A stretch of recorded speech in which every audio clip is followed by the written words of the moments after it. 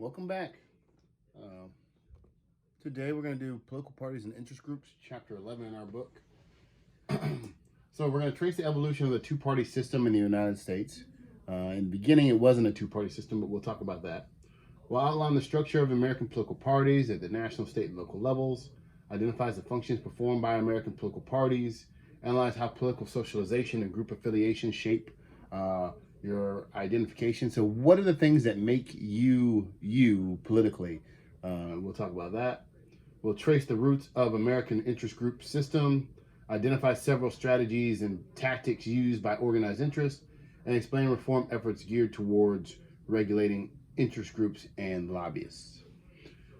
So there's a difference between political parties and interest groups. Political parties are a group of office holders, candidates, activists, and voters who identify with a label and get people with that same label elected into office. So when we talk about ideology, ideology is your political belief system.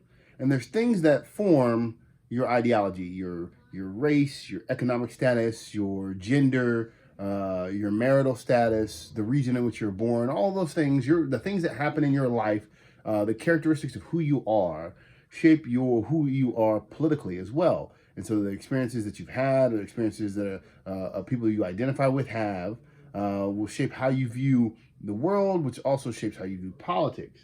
And so with political party, it's people who have a similar view, who bind together to make their viewpoint stronger, and you try to get people under that same label elected into office. That's different from interest groups. Interest groups are just organizations that have a viewpoint, and they're trying to get whomever, no matter what party they are associated with, but whomever is in office to view the world their way through influence, whether it be financial through contributing to a campaign, or informational, or many means. There are a lot of different means to persuade a politician to view the world in the way that you want to be viewed, and to make policy in the way that you would like to have it made. Probably the most significant, though, is campaign contributions in our system here today, the United States. In the beginning, our political parties were a little bit different than they are today. Washington, as our first president, does not have a political party. He doesn't. And he's actually going to warn against them. He saw what happened in Great Britain. He saw their effect on the politics of Great Britain, and he warned that political parties can be disastrous. And there's many arguments that he might have been correct, but it's not too far after his presidency that we see political parties take hold, because we have Washington with no party, but when we get to Adams, who is the second president of the United States, President Adams is a federalist, a person who wants strong centralized government. He's trying to push for the strong national system to kind of work with that transition from the Articles of Confederation into the U.S. Constitution, and that national law supreme understanding. Again, not as strong as it is today, but a movement away from what we were. And so he's going to push for the Federalists, who will become, that title will become a party to run the government. And then even after Adams, when we get into Thomas Jefferson, who's the third president of the United States, Thomas Jefferson is a Democratic Republican. Our anti-federalists, again, don't want to be labeled anything. Everybody has a title. Evil is not called anti-good. It has its own title as evil. And so the anti-federalists want their own titles. They call themselves the Democratic Republicans. And they're wanting more state-run government. Much of like what we had under the Articles of Confederation, not as strong, because they understand that the Constitution is what we have as the governing document of our nation. But they're wanting states to have a significantly more say in what government does. Now, Jefferson's very interesting because he does not want to be tied to a party, but he's going to find out that once you align yourself with a party, you're going to be forever known as a member of that party or tied to that party. Again, Jefferson's has long passed away, and we still discuss him as being the major leader of the Democratic Republican Party, because he was the first Democratic Republican president.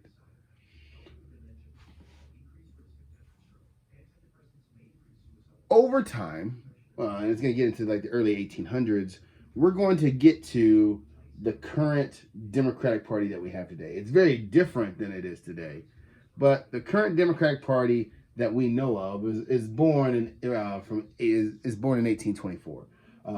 Andrew Jackson is the kind of the major president that of the beginning of the Democratic Party. It's actually, so we would say the Federalists are the first party, and I know this is going to be a little bit different than your PowerPoint. Our Democratic Republicans are our second party. Third party of existence is the Democratic Party. Then we have the Whig Party, and then the Republican Party. And so there's several different parties that exist, and there's kind of two different questions I could ask test-wise when it comes to this. If I were to ask you what were the first two parties in America, that would be the Federalists and the Democratic Republicans. But we're going to see that we have a two-party system. That means there are two parties that jockey for position and are relatively even in their construction and in their power over the citizenry, or the power connected to the citizenry. At the time of the Federalists, they were the dominant party. At the time of the Democratic Republicans, they were the dominant party. But we're going to get to a point where the two major parties are fairly balanced, and our two-party system comes into play. So in 1832, the Whigs and the Democrats were the two major parties, and they're going to be the first two parties to exist under the two-party system that we know today. Again, first official two-party system in the Western world. Again, where there are two major parties that have relatively equal amount of power. The Whigs are going to end up destroyed over the issue of slavery. Slavery is going to divide the Whig Party. Pro-slavery Whigs are going to go to the Democratic Party, and anti-slavery Whigs are going to go to a third party that's up and coming, known as the Republican Party. And in 1854, the birth of the Republican Party wanted to address the issue of slavery and to attempt to contain slavery's spread. Abraham Lincoln was the president that is probably the most known Republican in all of history. Again, and a lot of his actions during the Civil War is going to kind of divide the nation for a long time. The Deep South is going to stay Democratic until post Civil War, and the Democrats of the South are going to be very interesting, because you're going to have old school Democrats, and then you're going to have the modern Democrats who are going to be far more ethnically diverse and are kind of the 1960s Democrats. And both of those groups, a very old school Democratic Party and a new school Democratic Party, are going to exist together with two very different views of each other for a long time, up until about 1992, where over a long period of time, the South is going to change and start to become more and more Republican. Because of modern changes in the political understanding, and again I'll get to that later. But again, Abraham Lincoln's win in 1854 and the promotion of the Republican Party is going to lead the South to stay Democrat until the 1920s, and then there's going to be a slow evolution of the South running and becoming more and more Republican up until 1992, where the vast majority of the South is Republican. This is a very interesting chart in your books, or actually in the PowerPoint. Is going to actually be a little bit different than the one I'm showing you. Again, we're going to see something that's very interesting. Our Federalists are a party of more national government. Our National Republicans and our Whigs are actually a party of more national government. Our early Republicans are actually a party of more national government. Our Democratic Republicans were a party of smaller government and more states' rights. Our early Democrats are a party of stronger states' rights and less national government. But we're going to get into a time where what happens is, when we get to that point where before the Great Depression, both our national parties aren't as strong as they are today. And the Great Depression happens, and both parties are really not addressing the issue. And it's not until FDR, the time of FDR, where when he wins as a Democratic candidate, that the national government really is going to step in. And it's going to change his view of how government is going to affect the world, or if government is going to affect America. It's going to change how the Democratic Party operates, and all of a sudden it's a party of larger national government. And because of the New Deal, there's a whole bunch of people flocking to the Democratic Party, and this is going to kind of explain why FDR is going to be elected 4 times. That we start to see something very interesting. Those people who don't want to be part of this long systemic kind of presidency of FDR and want a viewpoint different only have really one place to go, and that's the other major party, which is the Republican Party. So the people who starting to follow the dynamics that FDR puts into play, and the understanding that he's trying to create under the New Deal, are following him, and a lot of people are Democrats, until people start realizing, hey, we're past the struggling time. Hey, government doesn't need to do all of these things and doesn't need to weigh in so much. And so the only place for people who disagree with the politics of FDR and his administration is the Republican Party. And so we kind of see a flip in their understanding of the world when it comes to the more national government power versus less national government power. Now, some of the characteristics are persisted, but we see a flip-flop during that time. The world of our of the way we understand politics is very different than what it used to be. From 1860 to 1932, the parties dominated our politics, but in a very different way. On the local levels, the politics was completely dominated by, politics was completely dominated by the local level. Not so much the national level, but the local level. Local level politics dictated what we did, how the party acted, who we chose as our leadership on the state and national level, and that's going to change. So from 1860 to 1932, we have what is called the Golden Age of politics, the period dominated by the Republican and Democratic parties at the local level. During this time, there's going to be, and there's a typo here, new immigration, immigration, is the proper immigration I'm talking about. Immigration is emigration, is people leaving. So immigration is people coming in, immigration is people coming in. emigration is people leaving your country. And so I have the wrong immigration up here on mine. I think I've addressed it in your, no, because I pulled this from the PowerPoint. But one of the things that's gonna change America is people coming in. Our politics during this time has become a little bit hands-on when it comes to a direct interaction with people. Now, again, we have direct interaction with the people today, but it was a lot more forceful. And we see a rise of what are called political machines, party organizations that recruit voter loyalty and with tangible incentives, and it's characterized by higher degrees of control over the party. This is very interesting because political machines are very much like organized crime, and this is a very dangerous kind of way that politics were starting to go in. Excuse me. And so what we see is we have these groups trying to influence people coming into the United States, because these people who are coming into the United States are going to become citizens, or their children are going to become citizens, and they're going to be able to vote. And the more voters you have, the more people in your party that are going to win office, and the more people you have in your party that win office, the more say you have over government. And it's pretty much the same thing today, without some of the strong arm techniques that existed in the back in the day. Remember, in the 1860s to 1930s, you don't have any social services. Government does not step in to help the people.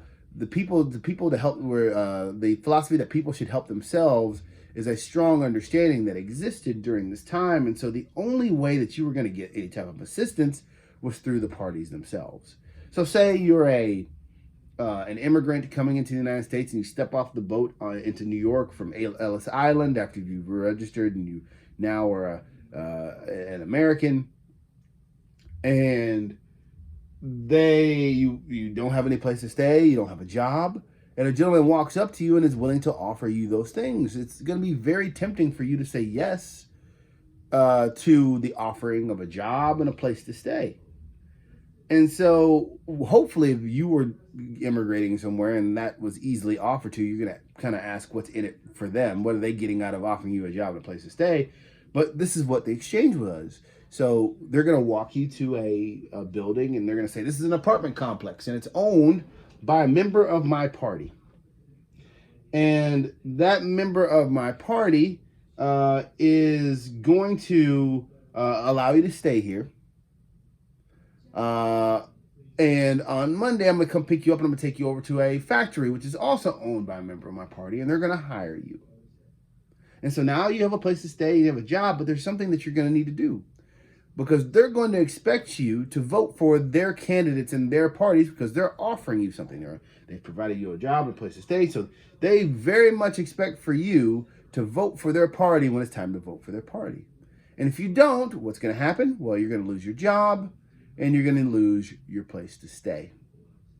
And they're going to make sure you vote for their party because they're going to have a member at the polls reminding you what your incentives were. If they find out you didn't, again, you lose your job and your place to stay. And in some instances, they would walk in with you and kind of say, hey, this is my friend who doesn't speak English very well, and I'm going to read the ballot to them, and they're going to choose the options. And they're going to go in the booth with you in some of these instances, and they're going to make sure you choose the right people. So there's a lot of things that come into play here. And again, this is pretty corrupt. You know, there was a point in the time of people where people who were dead still voted. And that is surely a problem. Again, political machines were the center to much of what happened in local government. A lot of the benefits of what we have in society, you know, parades and other benefits that we see in our communities weren't really run by our communities or run by organizations. And if you weren't a member of that party, you did not gain any of those benefits. Again, you know, housing, employment, food, entertainment, a lot of those things were provided by parties and your affiliation was needed to enjoy in those things. Our modern era is going to change that. When FDR comes into power and when we get into the Great Depression and we start working our way out of it through the New Deal, the national government is going to change where a lot of the power resides in making some of these decisions. National government is going to become a significantly larger role and have a significantly larger role in life. And so no more are, you know, what the, the benefits of life that can be provided by the party going to be as influential as they used to be because, you know, the dynamics of, you know, finding food and finding housing are going to be provided by the national government if you can't have them, and no longer a privilege that you're going to get from being a member of a party. And so now, you know, you're going to see that, you know, those party earned rights of citizenship no longer exist. The national government, again, is giving you the things that you need to survive. And so your loyalty to a party doesn't necessarily need to exist when it comes to getting those things that are responsible to the process of living. Printing ballots, conducting elections, providing for social services are now the responsibility of the national government. And again, this is going to weaken the parties at the state and local level. And we're going to change how we focus on our politicians as well. Prior to under the old system of our parties, under the, you know, from the 1860 to 1930s view of our parties, everything that was done was based on a party-centered view. Party-centered means that all that mattered was if they were, we'll use the two major parties of today, a Democrat or a Republican. It didn't matter who they were as a person, but what party they were a member to. If we look at them, and some of you guys are going to say, you know, that's the same as it is today. Well, not necessarily. So in our old view, if we saw a Democrat, we knew that the party of the Democratic Party had a definition of what those people were. And the party itself was going to dictate the behavior of those individuals. And so it really didn't matter who the individuals were because the party said, this is how you were going to act, this is how you're going to vote, and you were going to follow that. And the same was for Republicans. Now, today, though, because we have a far more autonomous nature as individuals, And because the party is structured different, candidate-centered politics is the understanding. Now, we still do have those understanding of what the party is and what party they're affiliated with and kind of how a candidate is going to act, but it's not completely dictated by the party. Today, we care about the candidate, who they are, their background, their family, their relationship with their family. Those personal touches matter today, which they didn't matter before because the party dictated that understanding before, and now we take into a large consideration how the personality of a candidate is today, which we didn't necessarily do in the past. There are going to be shifts in our politics over time. In specific occasions, voters have a tendency to shift who we vote for. We saw, the crisscrossing of the Democratic and Republican parties when it came to, their belief in government and their belief in how government should act in our lives. And so but there are things that make us change parties. And so we have what is called party realignment and what we have that is called secular realignment. So if anybody's ever been to a party, when I was growing up, parties were a little bit slower because we had the slow jams and we had people dancing slow and, and close. Now parties are fast, a lot of house music, a lot of hip hop. And so how I want you to remember party realignment is a party is fast. You go to a house party, making all those, and party people are dancing fast. That's how you're going to remember party realignment. There's something that happens in our society that is going to shock our society or shock a large number of people and make them change their party. Say a party's adoption of an idea, probably like something like if all of a sudden your party, if you're not I wouldn't call you a fan of abortion, but if you're not a supporter of the right of the ability to have an abortion, and all of a sudden the party that you long time supported switched and added that to something that they believed in, a lot of people would probably change parties if that's something that they strongly believed in. If your party adopted a religious idea that was significantly stringent, then you might see that as well, or the vice versa, saying how you have a strong religious background and they adopt the idea that does not align with that. You will see the same thing where a whole bunch of people, a huge shift will happen. Say a party. So say we have a repeat of something that happened in 9/11, where we have an attack by a foreign entity, and one party is overly willing to address it, and the other party is nowhere near the level of addressing the issue. You probably see a large flocking of people to the party that wants to address the issue, and all of a sudden you're going to see a big boost in Democrats or a big boost in Republicans or whatever party is in power that is going to address that issue. That's a party realignment, something that happens in our system that makes you change your party. And those are some of the questions we get asked. Okay? What would make you change your party? Would a political affair or official misconduct change your affiliation? Would the embracing of some sort of issue of renown make you change your party and make a large number of people change their party? So we track this over time. We see how many people vote and how many people align themselves or say they are aligned with a party. And in some years, we're going to see these massive jumps in how many people are Democrats or how many people are Republicans. And those massive jumps that can be contributed compared to the last time we have an election or the last time we monitored that behavior is a party realignment.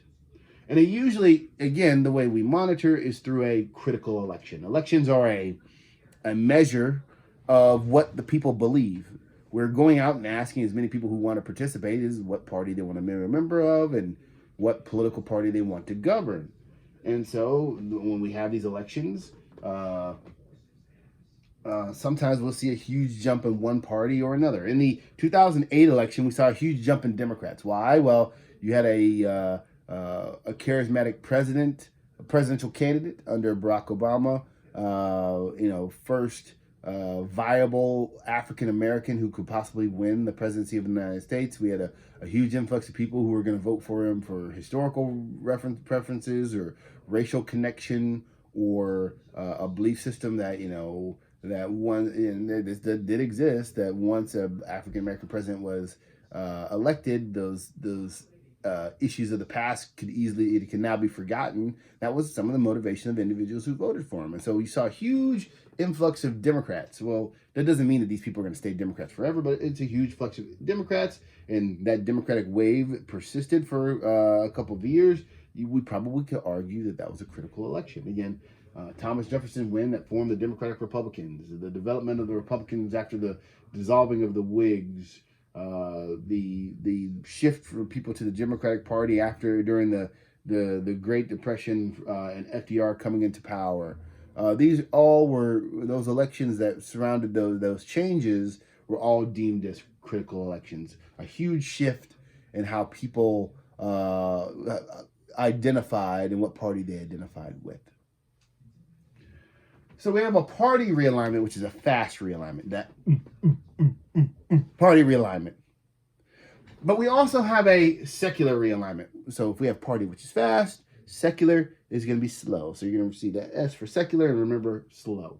A gradual realignment of party coalitions based on demographic shifts that shock the political system. So sometimes, and again, this is going to be measured by elections again, but over a long time. There's not going to be all of a sudden this balance between, one party, and it has a balance of how many people vote for that party, and then when all of a sudden you see that big jump, that's a party realignment. But this is a slow, gradual rise in the number of people who align with a party, and over time.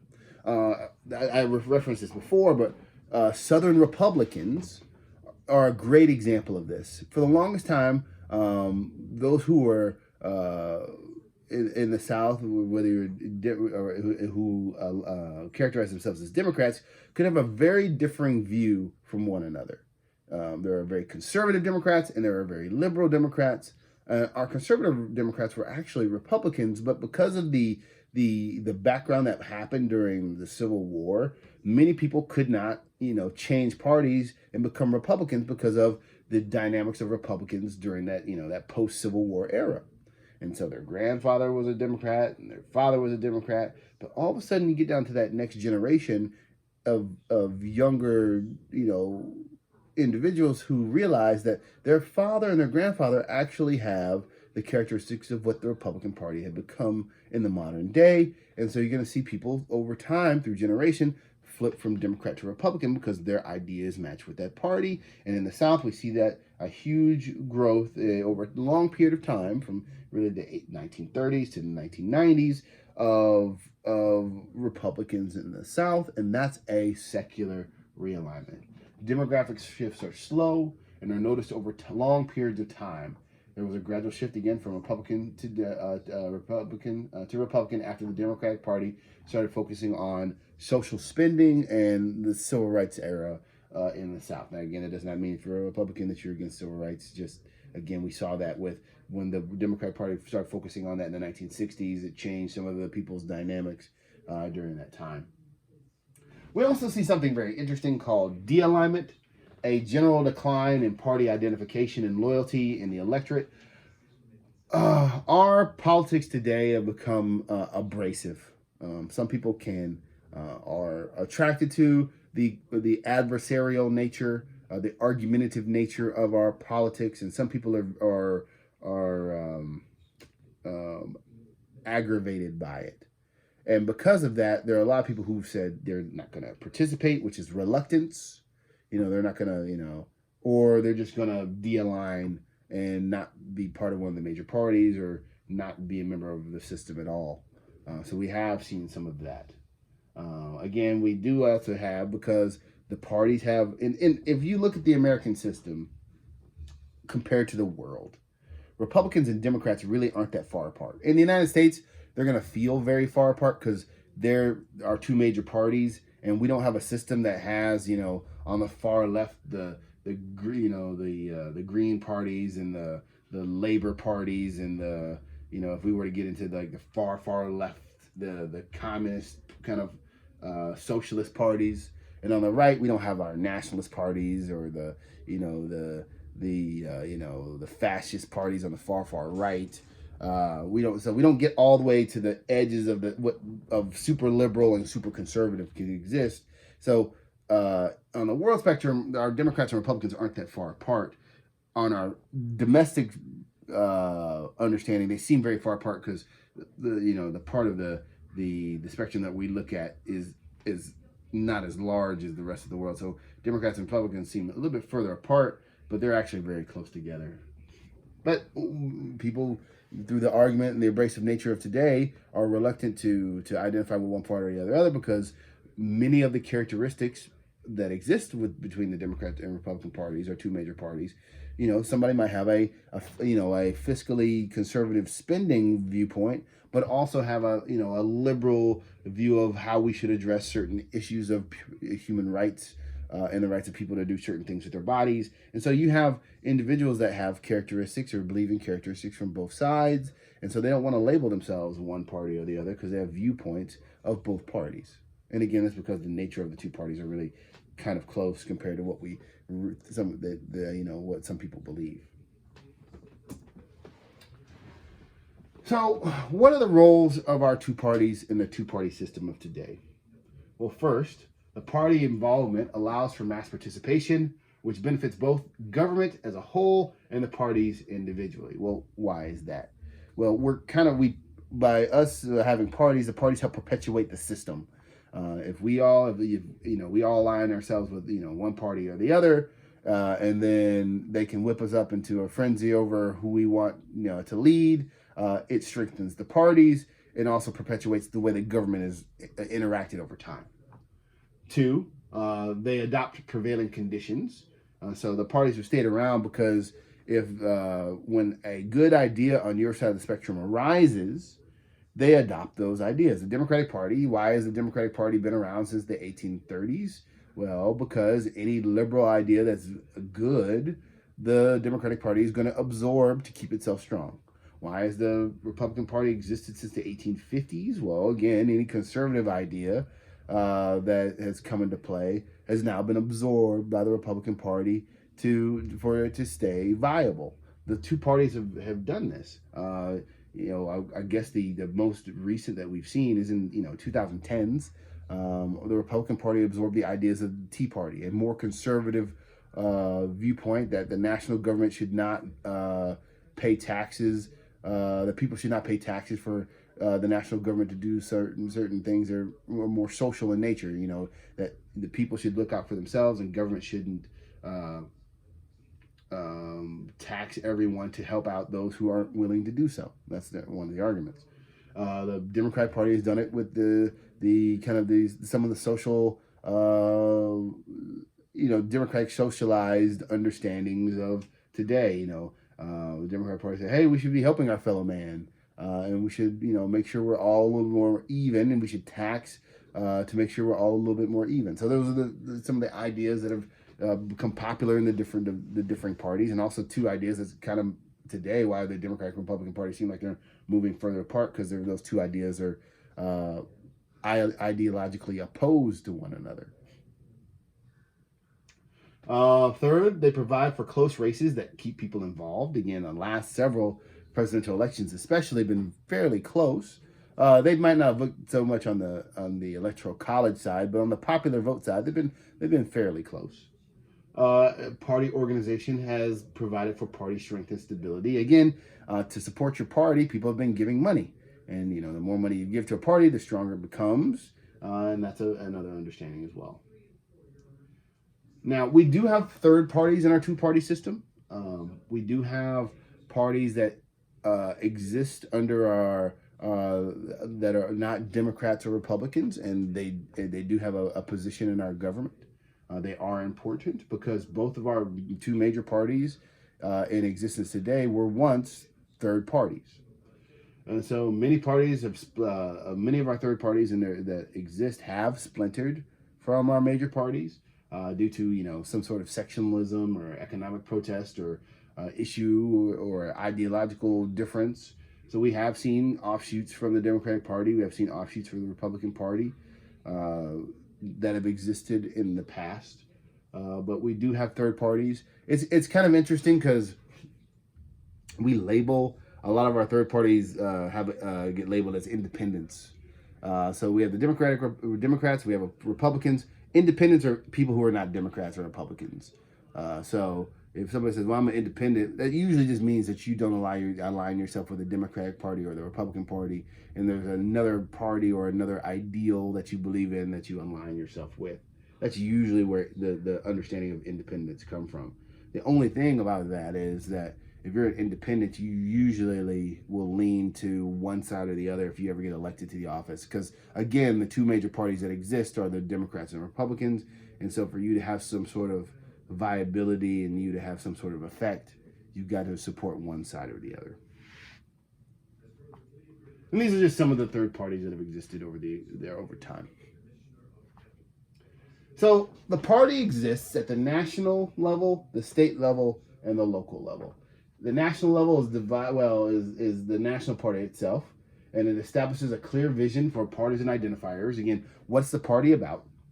And it tells it sets out what the party is about and makes sure everybody understands that, and then our understanding of the party kind of flows down from there.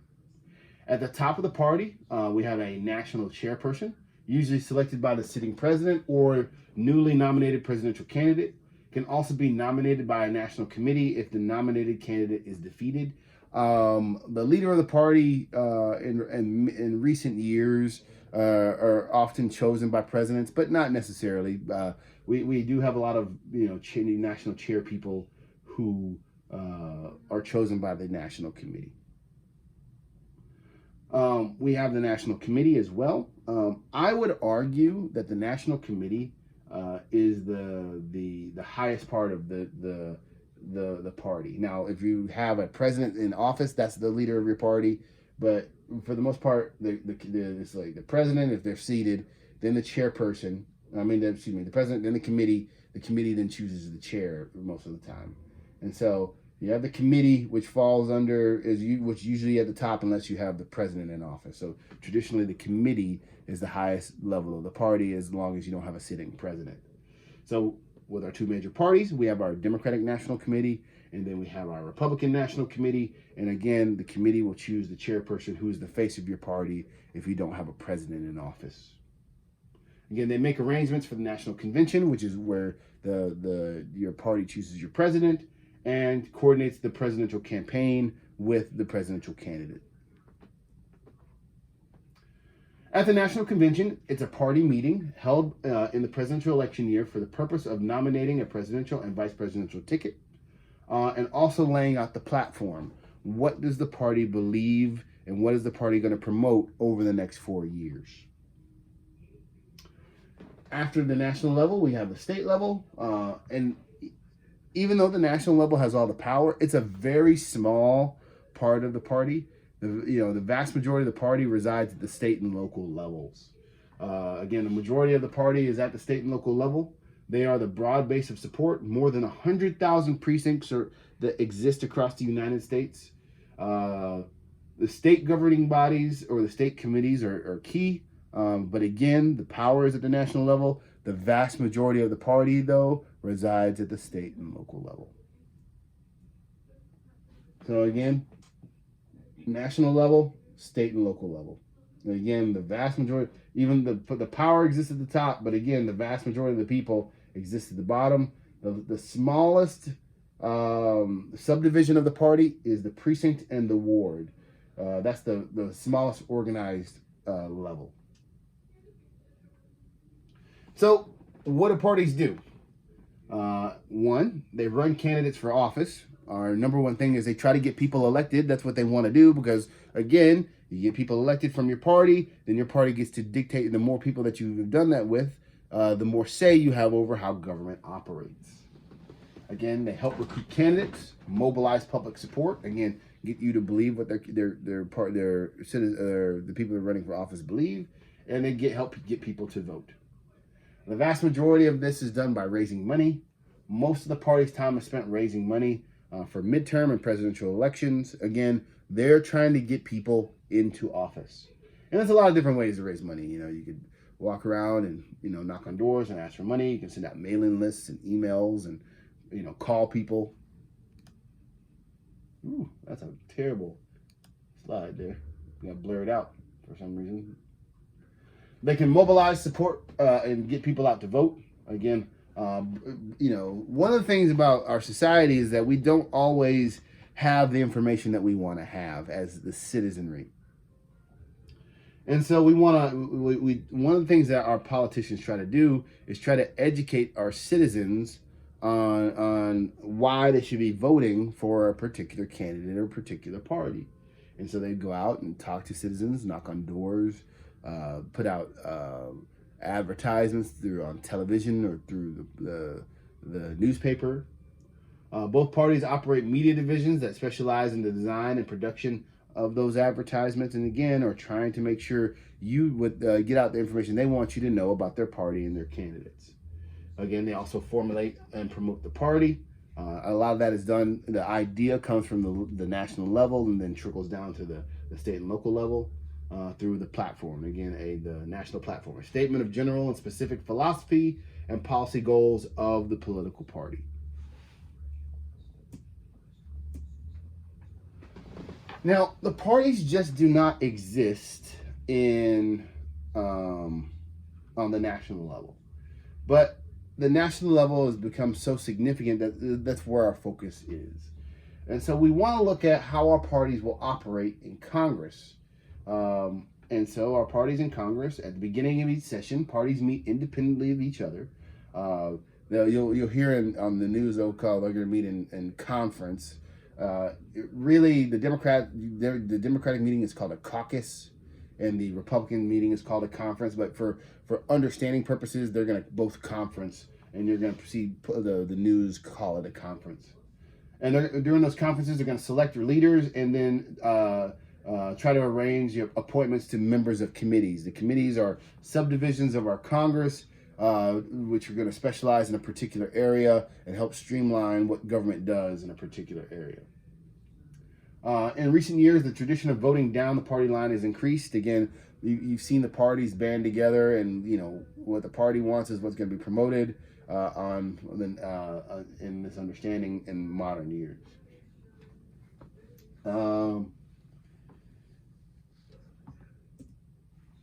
So, when we get into party identification, meaning what party you want to be a member of, there's a couple things that we want to make sure we understand. We need to understand how your ideology is formulated. Again, your ideology is your political belief system. I know many people have faith systems. It's not much different than that. It's a faith system, but it's a faith system in a governmental entity. And a lot of that comes from political socialization. Your characteristics, those social cleavages, meaning what divides us and also makes us who we are. So your age, your race, your economic status, your region in which you live, your gender, your marital status, all of these things can affect the party that you're a member of. As you're growing up, your parents actually even have a significant influence on your person, and probably have the most significant influence on who you are as you grow. A lot of that comes through two ways: connectivity and receptivity. When you're a small child, and when you learn, this is a little bit of family theory that I'm going to throw into here. And when you learn, you originally only learn through receptivity. You're absorbing the nature of the world around you. You can't respond, but you can absorb. That's how we learn to speak. Again, a lot of us learn to speak far before we learn to read. Well, why? Because we're absorbing the information from our parents, and we're able to mimic and understand based on what we're hearing from our parents. When I was first bought my house here, we were having a housewarming, and it rained that day, and so we had planned to have the children outside in our backyard with a bouncy house so they could play, and the parents could be inside and have conversations and watch TV. And so we were watching TV, and my house at that time wasn't overly furnished. We didn't have a lot of furniture at the time, so we were letting the kids kind of run around. They were kind of playing tag throughout the house, as long as there wasn't really anything in the way. And my godson was chasing a little kid that was actually a child of one of my former students. And they're playing tag, and they get right in front of where the guys are sitting, and then where I'm sitting, and my the child of my my friend trips and skins their themselves on the carpet and starts to cry. And my godson walks up and looks down at them and says, "Stop acting like a little," and he says the B word. Now, again, my godson at the age that he was, who he was like 6 or 5, doesn't understand the wording that was being used. But what had happened is somebody had used a certain phrase, that "stop acting like a little," you know, to my godchild, and he absorbed that and he used it in that same context where somebody else was crying and didn't understand the severity of what he was saying and said it toward another child, which became an issue. Now, again, he didn't really understand at the time that that was wrong to say because he absorbed it and it had been used in towards him. And that's a example of receptivity. We absorb the nature of what is around us. As we get older, we move into what is called connectivity, that ability to have conversation with our parents. Connectivity is very interesting because now we're learning and we're able to absorb information and then ask that why and actually understand the answer given to us. People who do political based information gathering understand this a lot. Around presidential years, we'll have where organizations will ask school districts to do elections and they want to just know the outcome of what the children, who the children pick. Well, the reason that they want that is because the children are going to go home after they're educated about what the election is, and they're going to go home to mommy and daddy and ask mom and dad who they're going to vote for. And mom and dad are going to say, "You know what? I don't want you to share this information with anybody, but I'll tell you." And they'll explain to their children why, to the best of their ability, and to the best of, the children's ability to understand why they're going to vote for whom they're going to vote for. And little Billy and Susie, when they go back to school, are going to do what? Well, they had the conversation with mom and dad, and they absorb that information, and they're going to vote just like mom and dad.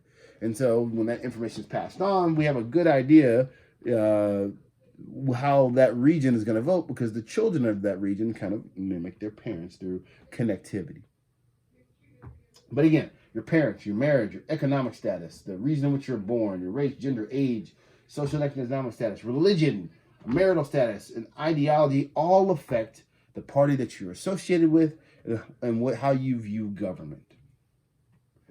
Geographical region. Of all the geographical regions, the southern region seems to have the strongest effect on affiliation. Southerners tend to vote Republican far more than Democrat. In most other regions, that is tossed up. And you got to look across levels.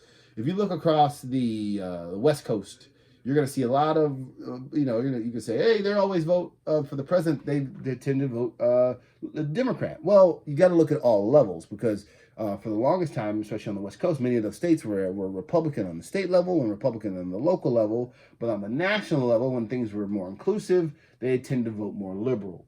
The southern region, though, and we might be able to say a little bit different about this because we're seeing a lot of southern states kind of trickle back and forth between being, Republican or Democrat. But the southern region, for the most part, is Republican national, Republican state, Republican local. Gender. In the early days after the start of suffrage, most women were registered Republican.